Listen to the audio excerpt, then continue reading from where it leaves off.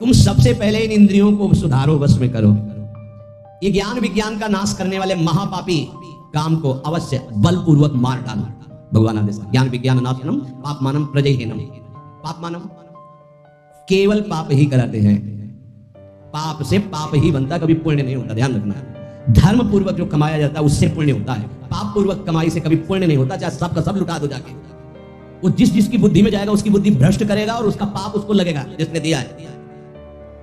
पाप मानव ही प्रजय, काम संपूर्ण पापों की जड़ है। काम उत्पन्न होने पर केवल पाप ही पाप बनता है। आगे चल करके ये काम इतना ढक देता है कि वो राक्षस हो जाता है, उसको समझे में नहीं आता है कि मैं कर क्या रहा हूं। जो आजकल समाज में धीरे धीरे आसुरी प्रवृत्ति फैल रही है, विवेक को ढक करके अंधा बना देता है काम। पूज्य जनों में, पवित्र संबंधों में भी मनमानी आचरण होने लगते हैं। उसको एक ज्ञान ही नहीं रहता कि मैं पाप कर्म कर रहा हूं। महापतन पातकी स्वरूप उसका हो जाता है, जिसको काम अपने अधीन कर लेता है। इसलिए भगवान कह रहे हैं इस महापापी को अवश्य मार डालो। अर्जुन, जैसे कुछ लोगों की सोच, सत्संग सुना तो लगा गृहस्थी मार्ग ठीक नहीं, चलो छोड़ देते हैं। दो मार्ग हैं भगवान के ही बनाए हुए, एक निवृत्ति मार्ग, एक प्रवृत्ति मार्ग। अगर आप प्रवृत्ति मार्ग में प्रवृत्ति से ठीक से चलेंगे तो गृहस्थी में रहते हुए भी आप निवृत्ति माने जाएंगे। कैसे? जैसे सबसे पहला आश्रम है ब्रह्मचर्य आश्रम, सबका, चाहे गृहस्थ हो चाहे विरक्त हो, पहला आश्रम ब्रह्मचर्य आश्रम है। कुछ ब्रह्मचर्य आश्रम से नैष्ठिक ब्रह्मचर्य को चले जाते हैं निवृत्ति मार्ग में, और कुछ ब्रह्मचर्य आश्रम से गृहस्थ आश्रम को चले जाते हैं, पर सबसे पहला आश्रम ब्रह्मचर्य है। पहली नींव बर्बाद। कहां ब्रह्मचर्य का पालन, हमारा जो धर्म कहता है उसके अनुसार कहां पालन हो रहा है? जब तक पाणी ग्रहण संस्कार विवाह नहीं हुआ तब तक ब्रह्मचर्य का आदेश शास्त्र में वो असमर्थ हो गया। आज से अगला गृहस्थ धर्म, जिससे पाणी ग्रहण किया आजीवन उसी के प्रति भाव रखना। संतानोत्पत्ति धर्म रूपी काम, आगे चलकर आपको वैराग्य हो जाएगा, अपने आप वैराग्य हो जाएगा, भोगों से वैराग्य हो जाएगा, क्योंकि धर्मो रक्षते रक्षिता। आप धर्म से चल रहे थे, इसलिए तीसरा मार्ग वानप्रस्थ। अब वो अंदर से उसके अंदर व्याकुलता पैदा होने लगती, बहुत समय नष्ट हो गया भोगों में, क्योंकि पहले ब्रह्मचर्य था, पुनः ब्रह्मचर्य का अभ्यास जागृत होता है और फिर संन्यास क्रम से आ जाता है, और वो नैष्ठिक ब्रह्मचर्य से सीधे। अब ऐसे सत्संग सुना और आपने सोचा कि नहीं, भजन करने के लिए हम संसार को छोड़ देते हैं, तो किस संसार को? बहुत ध्यान देने का विषय, किस संसार को? बोले इसको नहीं, इसको नहीं, इस संसार को। अगर इसका राग लेके भाग के जाओगे तो किसी भी गुफा में जाओ, काम वहां भी तुम्हें अपवित्र कर देगा, वहां भी तुम्हें नष्ट कर देगा, क्योंकि तुम्हारे अहम में बैठा हुआ है, किसी घर दुकान मकान में नहीं बैठा हुआ है, वो तुम्हारे अंदर अहम में बैठा हुआ। अहम में बैठे हुए काम का त्याग, घर में रहता हुआ वो संन्यास, निवृत्ति मार्ग का पथिक हो जाएगा। और अगर अहम में काम बैठा हुआ है तो गुफा में बैठा हुआ भी वो प्रवृत्ति में उतर जाएगा काम की। ये बड़ा सूक्ष्म विषय है। इसलिए हम प्रार्थना करते हैं कि काम छोड़ने का विचार किया जाए। काम का मतलब है मलिन भावना, कामना। ये जो हमारे अंदर उद्देश्य बनता है भगवत प्राप्ति का कि हम सब छोड़ देते हैं, तो किसको छोड़ देते हैं? शरीर राग को छोड़ देते हैं, इंद्रिय विलासिता को छोड़ते हैं, अहम में कामना को छोड़ते हैं। बाहर भागने से काम नहीं बनेगा, इसको समझना होगा। अगर कामना छूट जाए तो सब ठीक हो जाएगा। जब मनुष्य कामना रख करके कोई भी वेश धारण कर ले, कहीं भी चला जाए, तो काम उसे भ्रष्ट करता ही है। चाहे गुफा में बैठ जाओ, जंगल में चले जाओ, कहीं भी चले जाओ, मनुष्य के अंदर जब तक अहम में कामना रहेगी, जन्म मरण बंधन में पड़ा रहेगा। चाहे जहां भाग के जाए, चाहे जिस भेष को धारण कर ले, वो अंदर बना रहेगा। ये शास्त्र है, समझिए। ये जड़ पदार्थों की तरफ आकर्षण जड़ शरीर की अहमता से है कि मैं मनुष्य हूं, मैं पुरुष हूं, मैं स्त्री हूं, इसी में काम बैठा है। इसका त्याग करने की बात कही गई है। पशु पक्षियों तक को अपने अधीन किए हुए है। मनुष्य में एक शक्ति है जिसका नाम विवेक ज्ञान, उससे बच सकता है। इंद्रिय जन्य सुखों में, भोगों में, पदार्थों में जो कामना हो चुकी है, यही नहीं समझने देती कि मैं दिव्य भगवान का अंश हूं। केवल बातें बनाने से नहीं, मुझे किसी भी सुख की आकांक्षा नहीं है, किसी भी सुख का भाव नहीं हमारे स्वरूप में। जब भोगों में रुचि बढ़ जाती है तो फिर रुपए का महत्व जागृत हो जाता है। रुपए में जब महत्व, तो फिर रुपए की गिनती, बैंक बैलेंस कितने हुए, बोले इतने, बोले और इतने हो जाए, और इतने हो जाए, बढ़ता चला जाता है। धर्म को, शास्त्रों को, उपासना को उपास्य देव के लिए किया जाता है, बैंक बैलेंस के लिए नहीं। अगर हमारे उपदेश का फल रुपया है, हमारे प्रवचन का फल रुपया है, हमारे अंदर का उद्देश्य रुपया है, शास्त्रों का भाव नहीं समझ पाएंगे, ज्ञान ढका रहेगा, जागृत नहीं होगा। रुपये में सुख नहीं है, रुपया से भोग मिलते हैं, भोगों में सुख नहीं है, रुपया की गिनती में सुख आ जाएगा, अहम सुख। ये सारी कामनाएं अहम सुख में बैठी है। उपासक, इंद्रियाणि पराण्याहुरिन्द्रियेभ्यः परं मनः मनसस्तु परा बुद्धिर्यो बुद्धिः परतस्तु सः एवं बुद्धि परं बुद्ध्वा संस्तभ्यात्मानमात्मना जय शत्रुं महाबाहो कामरूपम दुरासदम। हे अर्जुन ध्यान दो, तुम जीत जाओगे काम पर, विजय प्राप्त कर लोगे। क्या? इंद्रियों से स्थूल शरीर से श्रेष्ठ सबल प्रकाशक व्यापक और सूक्ष्म मन है। स्थूल शरीर इंद्रियों से सबल, इंद्रियों का प्रकाशक व्यापक मन है।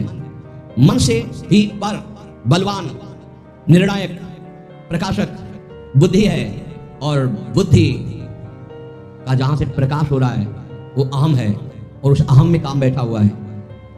दुश्मन का पता चल जाए तो मारने में देर नहीं लगती। अहम में काम बैठा हुआ है, और उस अहम को जो प्रकाश मिल रहा है वो तेरे से मिल रहा है, अहम को जो बल मिल रहा है वो तेरे से मिल रहा है। तो ऐसा जान करके अपने आप को इस काम के वश में ना होने दे, और अपने बल से इस काम रूपी दुर्जय शत्रु को मार डाल। व्याख्या इंद्रियाणि पराण्याहुः, ये जो आप ढांचा देख रहे हैं स्थूल शरीर, इसमें जो कर्मेंद्रियां हैं, जो ज्ञानेंद्रियां हैं, जिनसे कर्म होता है, जिनसे विषयों का ज्ञान होता है, ये बहुत बलवान इंद्रियां हैं। अपने स्वरूप में आ जाए तो अज्ञानी पुरुष से कुछ भी करवा ले, ये बहुत बलवान है। ये प्रवचन से नहीं रुकती, ध्यान रखना। प्रवचन देने और सुनने से नहीं रुकती हैं, ये भजन से रुकती है। जितना भजन करोगे उतने आप इंद्रियों पर शासन कर पाओगे, नहीं तो बातचीत केवल रहेगी।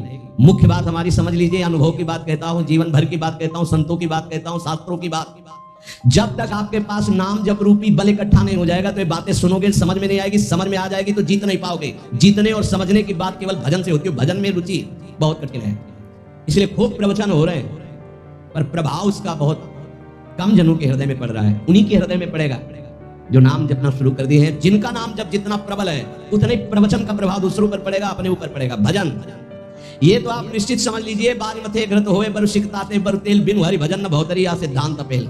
बिना भजन के बातें ही बातें रहेंगी। पर्यो प्रवाह काल के कदापि छूटी है नहीं, चाहे जो और उपाय कर लो। अगर नाम जप नहीं किया तो काल के प्रवाह से नहीं बच सकते। ये महाबली नाम तुम्हें महाबल प्रदान करेगा हर समय। चतुर शिरोमणि वही जो हर समय राधा राधा राधा राधा। इंद्रियां विषयों से बलवान है। अगर हमारी नेत्र इंद्री कहीं अंदर तो बाहर सामने विषय रखा हो नहीं घसीट पाएगा। विषय से श्रेष्ठ पर इंद्रियां हैं। जैसे बाण बनाने वाला बाण की नोक में ध्यान दिए तो श्रवण इंद्री काम नहीं कर रही है। राजा की सवारी निकल गई, उसको पता ही नहीं चला। अगर हमारी अंदर से इंद्री कहीं और लगी हुई है तो बाहर कोई विषय नहीं खींच सकता। शब्द स्पर्श रूप रस गंध, इसलिए कहा शब्द स्पर्श रूप रस गंध से बलवान और पर इंद्रियां हैं। और इंद्रियों से पर, इंद्रियेभ्यः परम मनः। इंद्रियां मन को नहीं जानती हैं, मन इंद्रियों को भी जानता है और विषय को भी जानता है। ये रहस्य को समझिए। अभी सब उल्टा है। विषय ने इंद्री को खींच लिया, इंद्री ने मन को खींच लिया, मन ने बुद्धि को अधीन कर लिया और बुद्धि के अधीनाम हो गए। जैसा निर्णय होता है भटकते चले जा रहे हैं, यद्यपि बहुत बलवान है। भगवान कह रहे तुम समझो अर्जुन, विषय में इतनी ताकत नहीं जितनी ताकत इंद्रियों में है। प्रबल है इंद्रियां, बलवान है। इंद्रियों में इतनी ताकत नहीं जितनी ताकत मन में है। इंद्रियेभ्यः परम मनः। इंद्रियां मन को नहीं जानती, मन सभी इंद्रियों को जानता है और विषयों को भी जानता है। इंद्रियों में इतनी सामर्थ्य नहीं जितनी मन में है। कैसे? जैसे श्रवण इंद्रिय, ये देख नहीं सकती, ये चख नहीं सकती, ये स्पर्श सुख नहीं बता सकती, यहां से गंध सुख नहीं, केवल शब्द सुन सकती। शब्द एक इंद्रिय एक, और मन हर इंद्रियों से देख सकता है, सुन सकता है, सुन सकता है, सब कुछ कर सकता है। वो इंद्रियों का बलवान स्वामी है। इंद्रिय अपने विषय को जानती है। जैसे घ्राणेंद्रिय, ये केवल गंध को जाने की बस, यहां से शब्द का परिचय नहीं मिलेगा, यहां से रस का परिचय नहीं मिलेगा, केवल सुगंध का परिचय मिलेगा। त्वचा केवल स्पर्श को जानती है, यहां से गंध का परिचय नहीं मिलेगा, शब्द का परिचय नहीं मिलेगा, रस का परिचय नहीं मिलेगा। रसेंद्रिय केवल रस को जानती है, यहां से गंध का परिचय नहीं मिलेगा, यहां से स्पर्श का परिचय नहीं मिलेगा। रसेंद्रिय रस को जानती है, रसना केवल रस को जानती है, शब्द स्पर्श रूप और गंध को नहीं जानती है। नेत्रेंद्रिय केवल रूप को जानती है। ऐसे अलग अलग इंद्रियां, ये जानने वाली ज्ञान इंद्रियां हैं और भोगने वाली कर्म इंद्रियां हैं। और इन 5 ज्ञानेंद्रिय 5 कर्मेंद्रियों को पूर्णतः जानने वाला ये मन है। उल्टा ये हो गया कि इन इंद्रियों ने मन को फंसा लिया है, हमारी दुर्गति का कारण। मन इन सबसे बलवान है, सूक्ष्म है, जानकारी है उसको, और वो फंस गया। इंद्रियां फंस गई विषयों में। यद्यपि विषयों से बलवान इंद्रियां हैं, इंद्रियों से बलवान मन है, और विषय ने फंसा लिया इंद्री को, इंद्री फंस गई मन में। अब कह रहे हैं मनसस्तु परा बुद्धि। वैसे सच्चा इनका स्वरूप यही है कि विषयों से बलवान इंद्रियां हैं, इंद्रियों से बलवान मन है, और मन से बलवान बुद्धि है। मन शस्त्र परा बुद्धि। मन बुद्धि को नहीं जानता, लेकिन बुद्धि मन को जानती है, इंद्रियों को जानती है, विषय भोगों को जानती है। मन कैसा है? बोले इस समय शांत है। मन कैसा है? बोले लग नहीं रहा शांत है। ये ज्ञान किसको? बुद्धि को। ठीक है या बेठीक है, इंद्रियां कहां भाग रही, मन कहां जा रहा, सारा निर्णय बुद्धि करती है। बुद्धि मन को, मन के संकल्पों को, इंद्रियों को, इंद्रियों के विषयों को, सबको जानती है। ये सबसे श्रेष्ठ प्रकाशक, बलवान, व्यापक और सूक्ष्म है बुद्धि। या बुद्धि परतस्तु सा। अब जो बुद्धि निर्णय करती है वो अपने स्वामी से पूछ के करती है। स्वामी जानते कौन है? अहंकार। इसी अंतःकरण में ये मन कह रहा है कि ये भोग लूं, हाँ हाँ भोग लो। बुद्धि बड़ा सुख मिलेगा, मन कह रहा है हाँ हाँ ठीक है, ये देख लूं, ये छू लूं, ये सूंघ लूं। और अहंकार में बैठा हुआ चोर ये काम है, इतनी ऊंचाई पे बैठा, इसीलिए जल्दी मारा नहीं जा सकता। ये बहुत सूक्ष्म विषय भगवान वर्णन कर रहे हैं। काम कोई ऐसा नहीं है। कहां बैठा है? बोले बुद्धि जो निर्णायक है उसके ऊपर बैठा हुआ है, अहम के अंतर। ये जो देहाभिमान है इसी के अंतर काम बैठा हुआ है। या बुद्धि परतस्तु सा। बुद्धि का स्वामी ये अहंकार है, इसलिए वो निर्णय करता है यार मेरी बुद्धि नहीं कहती, मैं करूंगा। वो अहम बोल रहा है। ये बुद्धि जो भी करती है अहम की अनुमति से करती है। मन जो भी करता है वो बुद्धि की अनुमति से करता है। बुद्धि मन ये अहम सहित अधीन हो गए भोगों के, इसीलिए ये काम वही अहम में बैठा हुआ है। बड़ा सूक्ष्म विषय है। अपने को परम स्वतंत्र मानता है पर अधीन है बुद्धि, मन और इंद्रियों के, इसीलिए इसकी दुर्गति हो रही है। ये अहम जो अंतःकरण का है ना, या पूरा चैतन्य है ना पूरा जड़ है, ना जड़ है ना पूरा चैतन्य है।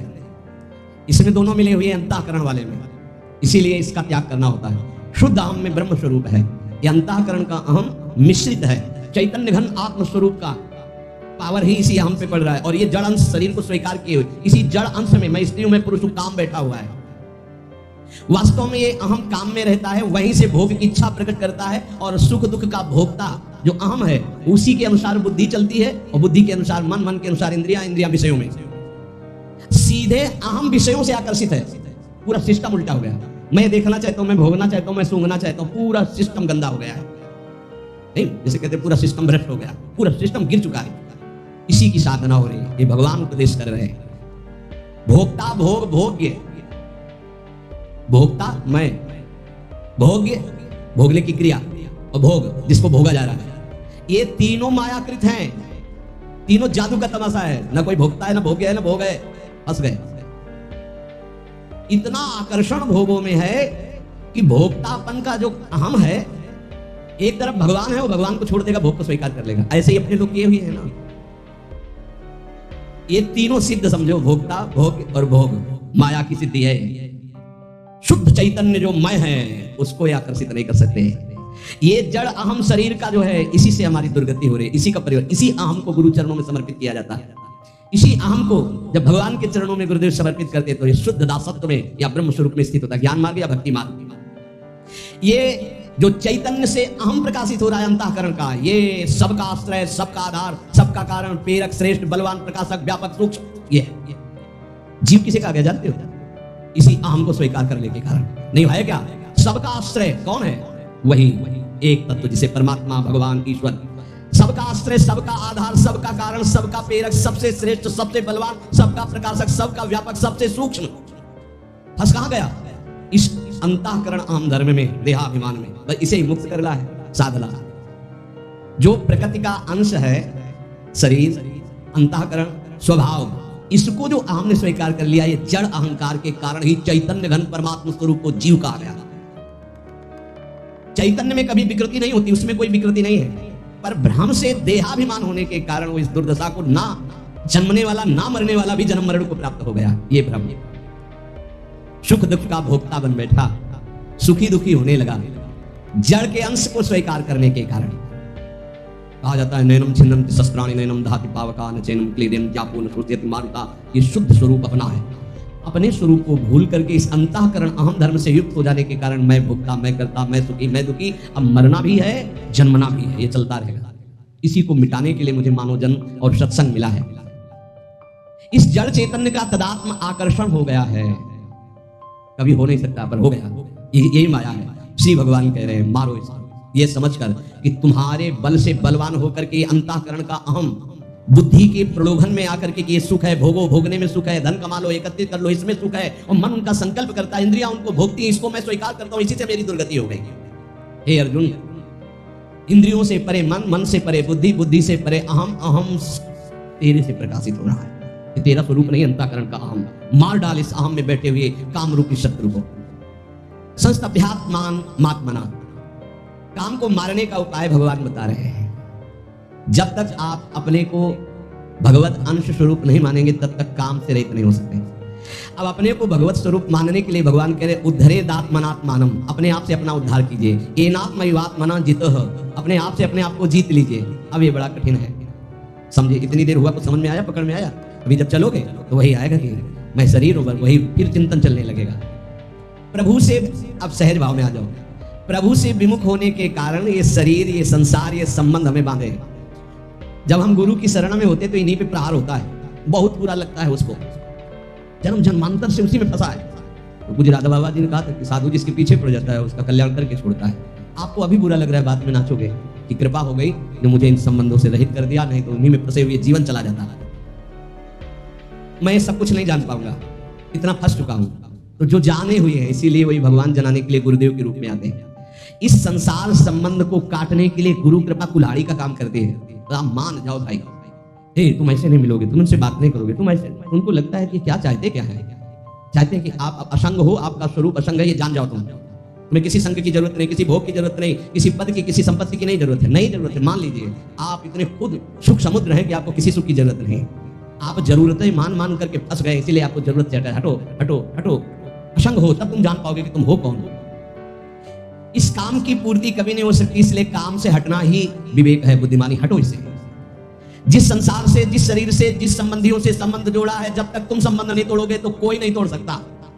इसलिए उद्धरेदात्मनात्मानम, अपने द्वारा अपना उद्धार करो। तुम्हें उपदेश हो सकता है लेकिन तोड़ना तुम्हें पड़ेगा।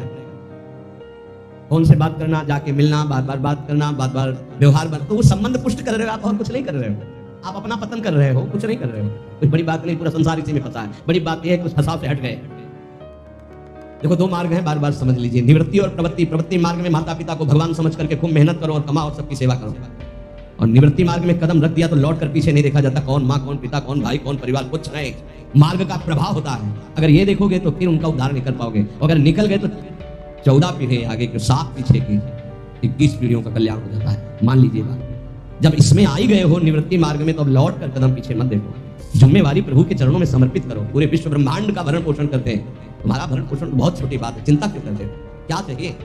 आज तक जो भरण पोषण कर रहा है वो, इसकी सामर्थ्य थी कि माँ के शरीर में रक्त को दूध में बदल दे। जब हम पैदा हुए तो हमारे पचाने की कोई सामर्थ्य नहीं थी, तो माँ के रक्त को दूध में बदल दिया और वो पान करके हम पुष्ट हुए। जब वो इतनी व्यवस्था पहले से रखे हुए है, हमको चिंता क्या करनी है? गर्भ में जब जिसने हमारी रक्षा की, गर्भ के बाहर आते ही जिसने हमारी व्यवस्था भोजन की कर दी माँ के वक्षा स्थल में, वो हमारी जीवन में व्यवस्था नहीं करेगा, करेगा। हमको चिंता नहीं करनी। इसलिए भगवान से पूरा संबंध जोड़ लो, अभी ठीक हो। ये दूसरा भाव वर्णन किया जाता भक्ति का। पहला शुद्ध भाव था विवेक के द्वारा। अगर वो तुम्हारी समझ में नहीं आया तो ये समझ लो, जिसने संसार से जितना संबंध जोड़ा है, शरीर से संबंध जोड़ा, भोगों से जोड़ा, उसी को तोड़ना होगा। तुम्हें शास्त्र उपदेश हो जाएगा, गुरु उपदेश करेगा, तोड़ना आपको पड़ेगा। यह आपकी इच्छा की बात है। आप अपना उद्धार अपने द्वारा कीजिए, भगवान का आदेश। इसलिए आपको ही सारे संबंध छोड़कर भगवान से संबंध जोड़ने पड़ेंगे। जोड़ने क्या है, उन्हीं के हैं, मान लीजिए। तोड़ना तुम्हें पड़ेगा, तोड़ना पड़ेगा। नाता एक राम जी से, दूजा नाता तोड़ना पड़ेगा। दूरादपाश स्वजनान। अगर गृहस्थी में हो तो अंदर से भगवत भाव करो, विरक्ति में हो तो भगवत भाव करते हुए दूरी बना के रहो। दोनों मार्गों का अलग अलग है। आपको प्रभु से संबंध जोड़ना पड़ेगा। वो तो संबंध माने हुए, ममैवांशो, तुम मेरा अंश है, लेकिन तुम कहाँ हो? शरीर में, संसार के संबंधों में। इसीलिए तुम काम विजयी नहीं हो पा रहे। अपने द्वारा अपने आप को वश में करो। तुम्हें किसी सुख की जरूरत नहीं। तुम्हारे सुख को नष्ट करने वाली हर चेष्टा होगी। अगर इन चेष्टाओं से सुख ले रहे हो तो बंधोगे, सुख है नहीं। अगर इन चेष्टाओं को बंद कर दोगे तो तुम्हें अपना स्रोत सुख का पता चल जाएगा। चेतन अमल सहज सुख राशि। जय शत्रु महाबाहो काम रूपम दुरापदम। हे महाबाहो, तुम मार सकते हो भगवान की शरणागत हो, इसको मार सकते हो। उठो, मारो इसको। कैसे मारो? सारा संबंध श्री भगवान से, पूरा भार श्री भगवान को, हर क्षण उनका स्मरण और कर्तव्य का पालन। और जहां तुम्हें लग रहा है कि मैं नहीं जीत पा रहा हूं, वहां पुकारो, बल मिल जाएगा, जीत जाओगे। टूटो मत। ये सुविधा माया इसलिए दे रही है आपको कि आप आगे मत बढ़ पाओ, भगवान को प्राप्त न कर पाओ। ठुकराओ इस सुविधा को। जो आंतरिक सुविधाएं भागवतिक है उनको स्वीकार करो, बाह्य सुविधाओं को उतना जितना जीवन की यात्रा के लिए आवश्यक है